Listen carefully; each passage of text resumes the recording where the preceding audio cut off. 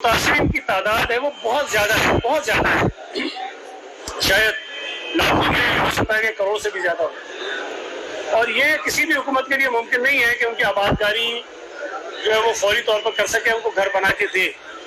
اور یہ بھی ممکن نہیں ہے کہ 1 کروڑ لوگوں کو آپ جو ہے وہ کراچی شہر کے اندر آباد کرتا ہے، یہ بہت بڑا نمبر ہوتا ہے، یہ ممکن نہیں ہے۔ حکومت سندھ جو امداد کر سکتی ہے،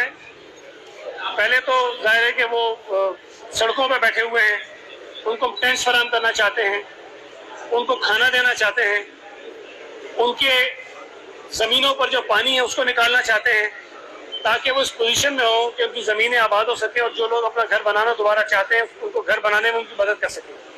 اس میں بین الاقوامی ادارے بھی ہماری مدد کر رہے ہیں، اور باقی اگر کوئی آدمی کہیں وہ رہنا چاہتا ہے تو حکومت کے لیے شاید یہ ممکن نہیں ہوگا کہ ہم ان کو گھر بنا کے دیں، اب وہ اس کی اپنی مرضی پر محیط ہے کہ کہاں وہ رہنا چاہتے ہیں۔